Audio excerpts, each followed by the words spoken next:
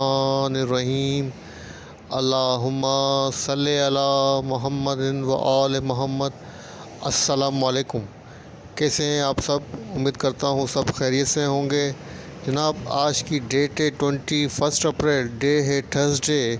20 Ramzan start हो चुका है और अयाम अज़ा, अयाम अली के दिन जो हैं पूरी दुनिया में जारी व सारी हैं। फ़र्श व अज़ा बचे हुए हैं।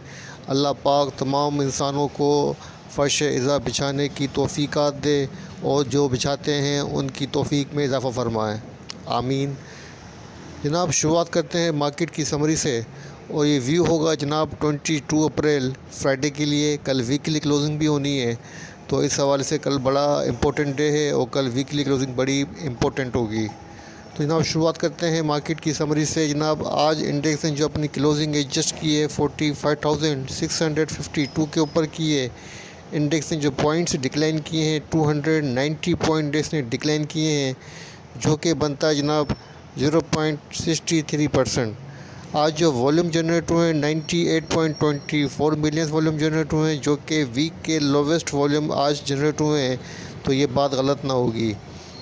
आज जो इंडेक्स ने अपनी ओपनिंग दी थी 45,954 के पास से दी थी। अपना जो हाई पोस्ट किया है 46,067 का किया है और जो अपना लो पोस्ट किया है 45,599 का किया है। मतलब 124 पॉइंट इंडेक्स ने गेन किए थे और जो डिक्लाइन किए हैं 343 पॉइंट डिक्लाइन किए हैं। थ्रू आउट द डे जो इंडेक्स की पोजीशन रही जनाब वो बेरिश रही है। कंपनीज़ की बात करें 22 कंपनीज़ अप रही हैं, डाउन 65 रही हैं, अनचेंज 13 कंपनीज़ रही हैं।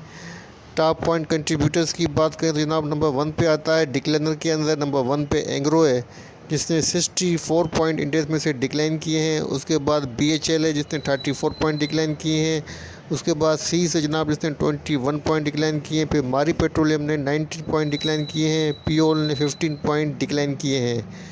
अगर एडवांसर की बात करें नंबर 1 पे ईफर्ट है जिसने 25 पॉइंट इंडेक्स के अंदर ऐड किए हैं। लोटी केम ने जनाब 8 पॉइंट ऐड किए हैं। सीनर्जी ने 7 पॉइंट ऐड किए हैं। उसके बाद कोलगेट ने 6 पॉइंट ऐड किए हैं। AKBL ने 6 पॉइंट ऐड किए हैं। उसके बाद FFBL, HBL etcetera etcetera. Stocks है नंबर 1 पे लोटकेम है जिसने 19 रुपीज़ 78 पैसा के ऊपर अपनी क्लोजिंग एडजस्ट की है। पॉजिटिव रहा है 4.55%। सेकेंड नंबर पे सीनर्जी है जिसने 6 रुपीज़ 50 पैसा के ऊपर अपनी क्लोजिंग एडजस्ट की है और पॉजिटिव रहा है 3.01%। थर्ड नंबर पे PRL है जनाब जिसने 16 रुपीज़ 3 पैसा के ऊपर अपनी क्लोजिंग एडजस्ट की है। पॉजिटिव रहा है 7.58%। उसके बाद हम नेटवर्क है जिसने 7 रुपीज़ 83 पैसा के ऊपर अपनी क्लोजिंग एडजस्ट की है। पॉजिटिव रहा है 2.22%। उसके बाद DBGL है जनाब जिसने 19 रुपीज़ 26 पैसा के ऊपर अपनी क्लोजिंग एडजस्ट की है। पॉजिटिव रहा है 0.16%। शेड्यूल्स का व्यू कर लेते हैं। नंबर 1 पे एवियन है जिसकी EPS आई है 3 रुपीज़ 98 पैसा। आपको डिविडेंड भी दिया है 1 रुपीज़ का। बोनस शेयर भी दिए हैं आपको 25%। और उसके बाद सेकंड नंबर पे जनाब HMM है जिसकी EPS आई है 19 पैसा, डिविडेंड वगैरह नील है। उसके बाद FHM है जिसकी EPS आई है जनाब 43 पैसा। और इसके बाद जनाब PPL है जिसकी EPS 8 रुपीज़ 78 पैसा आई है। और उसके बाद ATRL है जनाब जिसकी 19 रुपीज़ 70 पैसा इसकी EPS आई है। और उसके बाद नंबर है जनाब JTMT का जिसकी EPS 13 रुपीज़ 66 पैसा आई है। और उसके बाद जनाब PMI का नंबर है EPS 5 पैसा आई है। उसके बाद FFL है जिसकी LPS आई है जनाब 32 पैसा। इसके बाद नंबर है BIPLS का तो जिसकी EPS आई है 10 पैसा। और इसके बाद नंबर है जनाब ISL का जिसकी EPS आई है 2 रुपीज़ 60 पैसा, डिविडेंड वगैरह नील है। उसके बाद नेस्ले पाकिस्तान जिसकी EPS आई है 98 रुपीज़ 18 पैसा, डिविडेंड वगैरह नील है। उसके बाद जनाब नंबर है अव्वल का तो इसकी EPS आई है 15 पैसा। उसके बाद STL है जनाब EPS आई है 1 रुपीज़ 79 पैसा। उसके बाद नंबर है जनाब पक्समी का तो जिसकी EPS आई है 2 पैसा। उसके बाद नंबर है APL का जनाब EPS आई है 46 रुपीज़ 60 पैसा। उसके बाद नंबर है जनाब एमको का EPS 1 रुपीज़ 51 पैसा है। उसके बाद जनाब KSBM में EPS आई है जनाब इसकी 4 पैसा। उसके बाद नंबर है जनाब ICL का, जिसकी EPS आई है ₹1.91, डिविडेंड भी दिया है ₹1 का। उसके बाद है एंग्रो, इसकी EPS आई है जनाब ₹12 की, और सॉरी ₹11.94 की EPS है, और आपको डिविडेंड भी दिया है ₹12 का।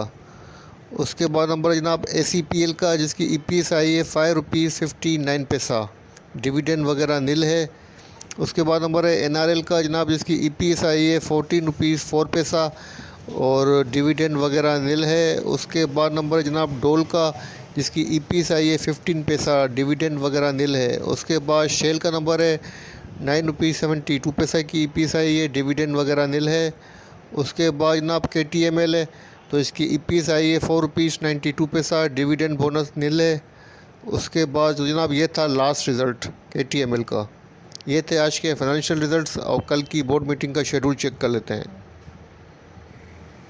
बोर्ड मीटिंग का शेड्यूल मौजूद है। नंबर 1 पे हमारे पास जो कंपनी आ रही है वो JSIL आ रही है, जिसकी जनाब मीटिंग 10 AM के ऊपर कराची के अंदर मीटिंग है। मीटिंग का एजेंडा क्वार्टरली अकाउंट्स है। सेकंड नंबर पे PIM है जनाब, जिसकी मीटिंग 10 AM के ऊपर है कराची के अंदर, मीटिंग एजेंडा क्वार्टरली अकाउंट है। उसके बाद जनाब PAKD की मीटिंग है इस्लामाबाद के अंदर 10 AM के ऊपर, मीटिंग का एजेंडा क्वार्टरली अकाउंट है। उसके बाद नंबर है जनाब मेक्टर, जिसकी जिसकी मीटिंग है 10 AM के ऊपर कराची के अंदर, और मीटिंग का जो एजेंडा है वो क्वार्टरली अकाउंट है। उसके बाद लोटकेम की मीटिंग है 10 AM के ऊपर कराची के अंदर, क्वार्टरली अकाउंट एजेंडा है मीटिंग का। उसके बाद नंबर है जनाब ICIBL का, जिसकी मीटिंग 10 AM के ऊपर लाहौर के अंदर है, मीटिंग का एजेंडा क्वार्टरली अकाउंट्स है।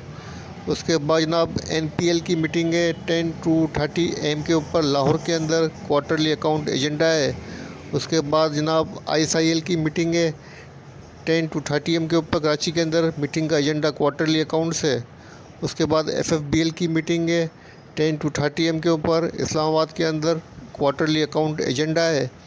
उसके बाद जनाब गेमन की मीटिंग है 11 AM के ऊपर रावलपिंडी के अंदर, मीटिंग का एजेंडा क्वार्टरली अकाउंट्स है। उसके बाद जनाब बाइफा वाला की मीटिंग है, इसकी इस्लामाबाद के अंदर 11 AM के ऊपर, और मीटिंग का जो एजेंडा है वो क्वार्टरली अकाउंट है।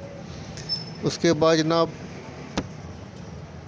PIL की मीटिंग है 11 AM के ऊपर कराची के अंदर, और मीटिंग का एजेंडा क्वार्टरली अकाउंट है। तो जनाब उसके बाद नंबर आता है वो है CSIL का, तो इसकी मीटिंग कराची के अंदर है 11 AM के ऊपर, मीटिंग का एजेंडा क्वार्टरली अकाउंट है। उसके बाद TPLB की भी मीटिंग है 11 AM के ऊपर कराची के अंदर, मीटिंग का एजेंडा क्वार्टरली अकाउंट्स है। उसके बाद जनाब F40 की मीटिंग है 11 AM के ऊपर लाहौर के अंदर, मीटिंग का एजेंडा क्वार्टरली अकाउंट है। उसके बाद जनाब NATF की मीटिंग है 11 AM के ऊपर कराची के अंदर, मीटिंग का एजेंडा क्वार्टरली अकाउंट है। उसके बाद जनाब PIA की मीटिंग है कराची के अंदर, मीटिंग का जो एजेंडा है वो जनाब एनुअल अकाउंट है। उसके बाद जनाब PGLC की मीटिंग है कराची के अंदर, और मीटिंग का एजेंडा क्वार्टरली अकाउंट है। उसके बाद जनाब GSKCH की मीटिंग है through video conference 12 to 30 PM के ऊपर, मीटिंग का एजेंडा क्वार्टरली अकाउंट है। उसके बाद PSX की मीटिंग है 2 PM के ऊपर कराची के अंदर, मीटिंग का एजेंडा क्वार्टरली अकाउंट है। HTL की मीटिंग है लाहौर के अंदर, क्वार्टरली अकाउंट एजेंडा है। उसके बाद जनाब BWCL की मीटिंग है इस्लामाबाद के अंदर, मीटिंग का एजेंडा क्वार्टरली अकाउंट है। उसके बाद STCL की मीटिंग है 3 PM के ऊपर through video conference, quarterly account agenda है। उसके बाद एयरलिंक वालों की भी मीटिंग है, और इनकी मीटिंग जनाब लाहौर के अंदर है 4 to 30 PM के ऊपर, मीटिंग का एजेंडा क्वार्टरली अकाउंट है जनाब। काफ़ी लॉन्ग लिस्ट थी, दी एंड। बात करते हैं आज की इनसाइडर ट्रांजैक्शंस की। नंबर 1 पे हमारे पास जो कंपनी है वो सीस है, जिसका ट्रेंड बाइंग के ऊपर है। आज देखते हैं क्या ट्रांजैक्शन हुई है। बाइंग हुई है जनाब 400 शेयर्स की 395 की प्राइस के ऊपर। सेकंड नंबर पे पैकेजेस है जनाब, और ये ट्रांजैक्शन है 20 अप्रैल की, मतलब कल की। तो आज जस्ट सिंगल कंपनी की ट्रांजैक्शन शो हो रही है सीस की, तो आज की ट्रांजैक्शन को यहीं क्लोज करते हैं जनाब। अब बात करते हैं कुछ डेटा की। तो आपके सामने सेटलमेंट रेशियो मौजूद है आज का 21 अप्रैल का। मार्केट का ओवरऑल जो रेशियो है 60% है, कल की निस्बत हायर है, और एक अच्छा रेशियो है, और एक इनकरेज रेशियो है 60%। और जिस कंपनी का सबसे अच्छा रेशियो मुझे नज़र आ रहा है 98% मुगल का है। उसके बाद 73% एंग्रो का है, और उसके बाद जनाब 63% ईफड का है। सबसे कम रेशो मुझे नज़र आ रहा है 34% टीआरजी का, 41% पीआरएल का, 43% लोड केम का। अच्छा जनाब, आपके सामने आज का फीपीलीपी डेटा मौजूद है 21 अप्रैल का। इसमें आप देख सकते हैं फॉरेन कॉरपोरेट्स, फॉरेन इंडिविजुअल और ओवरसीज़ पाकिस्तान की जो पोजीशन है वो सेल के ऊपर है। इनकी नेट पोजीशन 0.17 यूएस मिलियन की इनकी सेलिंग है। उसके बाद जनाब देखते हैं कि सेक्टर वाइज इनकी जो सेलिंग नज़र आ रही है मुझे अच्छी सेलिंग वो है जनाब 0.09 मिलियन की बैंक्स के अंदर, और जहां बाइंग नज़र आ रही है 0.09 बिलियंस की जनाब वो है फर्टिलाइज़र सेक्टर के अंदर। मतलब बैंक्स के अंदर ये सेल के ऊपर हैं और फर्टिलाइज़र के अंदर ये बाइंग के ऊपर हैं। अब चेक करते हैं जनाब लोकल डेटा को। तो लोकल डेटा में नंबर 1 पे आते हैं इंडिविजुअल्स। इनकी नेट पोजीशन बाइंग के ऊपर है, 0.04 मिलियन की शॉर्ट क्वांटिटी बाइंग की हुई है। उसके बाद जनाब कंपनीज़ का नंबर है, कंपनीज़ की पोजीशन भी बाइंग के ऊपर है, 0.57 बिलियन की नेट बाइंग है। उसके बाद नंबर आता है बैंक्स का। बैंक्स की नेट पोजीशन सेल के ऊपर है, 0.06 मिलियन की नेट सेल है। उसके बाद नंबर आता है म्यूचुअल फ़ंड का। म्यूचुअल फ़ंड की नेट पोजीशन जनाब सेल के ऊपर है, 1.01 बिलियन की नेट सेल है। उसके बाद नंबर आता है अदर्स इंस्टीट्यूट का। तो अदर इंस्टीट्यूट की नेट पोजीशन सेल के ऊपर है, 0.06 बिलियन की नेट सेल है। उसके बाद नंबर आता है जनाब ब्रोकर्स का। ब्रोकर्स की नेट पोजीशन बाइंग के ऊपर है, 0.74 बिलियन की नेट बाइंग की है। उसके बाद नंबर आता है इंश्योरेंस कंपनीज़ का। तो इंश्योरेंस कंपनीज़ की नेट पोजीशन जनाब सेल के ऊपर है, 0.04 मिलियंस की नेट सेल है। तो जो लोकल प्लेयर्स की देख कर पोजीशन है, हमारे मोस्टली लोकल प्लेयर्स बाइंग के ऊपर हैं, लेकिन शॉर्ट क्वांटिटी बाइंग की हुई है, मतलब मोहतात देते हुए बाइंग कर रहे हैं। ठीक है ना, अब देखते हैं कि सेट ओपन इंटरेस्ट रेटों की क्या पोजीशन है। ओपन इंटरेस्ट को चेक कर लेते हैं। अच्छा जनाब, आपके सामने टॉप 10 कंपनीज़ का ओपन इंटरेस्ट डेटा मौजूद है आज का 21 अप्रैल का। ओवरऑल जो डेटा है जनाब वो डिक्रीज़ हुआ है -1.5%, और आपके सामने प्राइस भी डिक्लाइन हो रही है, लेकिन साथ साथ ओपन इंटरेस्ट डेटा भी डिक्रीज़ हो रहा है। इसका मतलब है शॉर्ट पोजीशन को तो इंडिकेट नहीं कर रहा है, लेकिन अनसर्टेन पोजीशन को इंडिकेट कर रहा है। और जिस कंपनी का सबसे ज़्यादा मुझे चेंज नज़र आ रहा है ओपन इंटरेस्ट डेटा, वो जनाब 3.7% डिक्लाइन हुआ है ईपीसीएल का। और उसके बाद जनाब टीआरजी का डिक्लाइन हुआ है 3.4%। उसके बाद जनाब 2.8% जनाब डिक्लाइन हुआ है यूनिटी का। तो जनाब ओवरऑल जो पोजीशन बन रही है आपके सामने है, सेटलमेंट रेशियो 60% अच्छा रेशियो है। और जो फीपीलीपी डेटा की पोजीशन थी उसको देख के भी आप कह सकते हैं कि शॉर्ट क्वांटिटी लेकिन मोहतात देते हुए बाइंग स्टार्ट हुई है आज। और जो ओपन इंटरेस्ट डेटा है वो अनसर्टन पोजीशन को इंडिकेट कर रहा है, मतलब मिला जुला रुझान है। और मेरे ख्याल से थोड़ा सा केयरफुल रहना चाहिए और वेट एंड वॉच की स्ट्रेटजी रखनी चाहिए। चलते हैं चार्ट के ऊपर, देखते हैं चार्ट के ऊपर क्या पोजीशन बन रही है। अच्छा जनाब, आपके सामने इंडेक्स का डेली चार्ट ओपन है। डेली चार्ट के ऊपर जो क्लोजिंग हुई थी आज जनाब 45,700 के ऊपर हुई थी, लेकिन क्लोजिंग जो बाद में एडजस्ट हुई है वो 45,652 के ऊपर हुई है। और जो डेली चार्ट के ऊपर जो पैटर्न बन रहा है जनाब वो 3 ब्लैक क्रॉप पैटर्न बन रहा है, जो कि एक नेगेटिव पैटर्न है और डाउनवर्ड को ही इंडिकेट कर रहा है। और आज आपके सामने 4th डे था वीक का, कल 5th डे है, लास्ट सेशन है। और इंटायर वीक जो है इंडेक्स बेरिश रहा है, और आज इंडेक्स ने अपनी मेजर सपोर्ट जो थी 45,700 की, इसको भी ब्रेक करके इसके नीचे अपनी क्लोजिंग ऐड की है।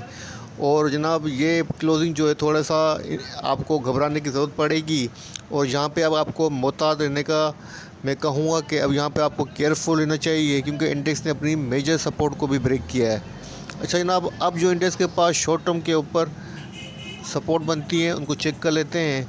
एक तो -C सपोर्ट यहाँ बनती है,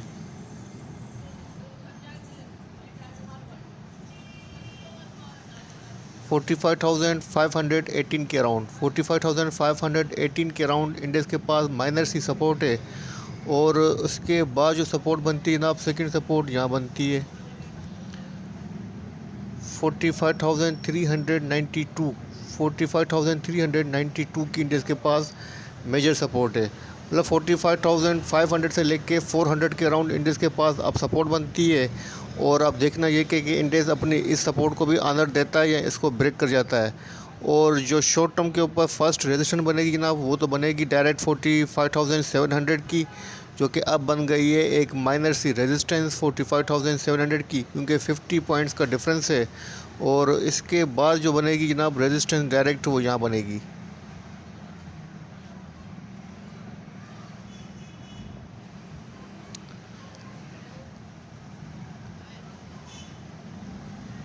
$46,162 के अराउंड रेजिस्टेंस बनेगी। तो जनाब अब इंडेक्स की जो पोजीशन है, जो पैटर्न बन रहा है, उसको देखते हुए मैं यही कहूँगा कि फ़िलहाल आप केयरफुल रहें और फ़िलहाल वेट एंड वॉच पर रहें तो बेहतर होगा। और फ़िलहाल फ्रेश बाइंग से अवॉइड कीजिए और वेट करें कि इंडेक्स 46,000 को सस्टेन करे तो फिर हम बाइंग का सोचेंगे। लेकिन जब तक इंडेक्स 46,000 से नीचे ट्रेड कर रहा है और 45,000 के अराउंड जो है वो ट्रेड कर रहा है, तो फिर हमें यहाँ पर मोहतात रहना चाहिए। वॉल्यूम के अंदर भी कंटिन्यू डिक्लाइन है। RSI MACD को चेक कर लेते हैं। तो जनाब RSI आपके सामने है, डेली बेसिस के ऊपर RSI 55 न्यूट्रल RSI है। और MACD की जो पोजीशन है जनाब, अभी तक तो जनाब बुलिश ही है, क्योंकि बेरिश क्रॉस वो जनरेट नहीं हुआ है। लेकिन जो पोजीशन है MACD की डाइवर्जेंसेस की, वो कन्वर्ट हो रही हैं नेगेटिव टेरिटरी के अंदर, मतलब कन्वर्ट होने की कोशिश कर रही हैं। लेकिन अभी तक बेरिश क्रॉस वो जनरेट नहीं हुआ, अभी तक पॉजिटिव पोजीशन है। ठीक है जनाब, तो ऑल ओवर जो पोजीशन बन रही है वो थोड़ी सी वीक हुई है। तो मैं आपको यही कहूँगा कि फ़िलहाल आप भी केयरफुल रहें और थोड़ा सा वेट एंड वॉच पे रहें, ये बेहतर होगा। फ़िलहाल फ्रेश बाइंग नहीं कीजिएगा। और मेरे हिसाब से कल देखते हैं कल वीकली क्लोजिंग कैसी होती है। अच्छा जनाब, थोड़ा सा वीकली चार्ट के ऊपर भी नज़र डाल लेते हैं ताकि पोजीशन क्लियर हो जाए कि वीकली चार्ट पे क्या हो रहा है। अच्छा जनाब, आपके सामने वीकली चार्ट ओपन है और वीकली चार्ट के ऊपर जहाँ पर आप देख सकते हैं जो पैटर्न बन रहा है, डार्क क्लाउड कवर पैटर्न बन रहा है, जो कि एक नेगेटिव पैटर्न है और डाउनवर्ड को इंडिकेट कर रहा है। वीकली चार्ट के ऊपर जो मेजर सपोर्ट थी जनाब, वो थी जनाब यहाँ पर 46,275 के अराउंड, जिसको इंडेक्स ने ब्रेक किया है और इसके नीचे अभी तक ट्रेड कर रहा है। अगर इंडेक्स ने कल इसको मैनेज कर लिया और अपनी क्लोजिंग 46,250 के अराउंड दे दी तो फिर कुछ बेहतरी की उम्मीद है। लेकिन जब तक इंडेक्स 46,250 से वीकली बेसिस के ऊपर नीचे से बिलो ट्रेड करेगा तो इंडेक्स अंडर प्रेशर रहेगा। तो जनाब वीकली चार्ट की पोजीशन देखते हुए लग रहा है कि इंडेक्स की जो क्लोजिंग है कल नेगेटिव होगी वीकली क्लोजिंग, और इंडेक्स वीक होता हुआ जा रहा है। तो मैं आपको यही कहूँगा कि फ़िलहाल वेट एंड वॉच पे रहें, यही बेहतर होगा। देखते हैं कल वीकली क्लोजिंग कैसी होती है, फिर हम फर्दर डिसाइड करेंगे नेक्स्ट वीक के लिए। तो फ़िलहाल की स्ट्रेटेजी आपकी देखनी चाहिए वेट एंड वॉच। ठीक है जनाब, तो इस वीडियो को यहीं एंड करता हूँ। वीडियो बनाते हुए कोई गलती कोई कोताही हुई हो तो माफ़ी का तलबगार हूँ। अपने प्यारों का बहुत ख्याल रखिएगा, मुझे अपनी दुआओं में याद रखिएगा। अल्लाह हाफ़िज़।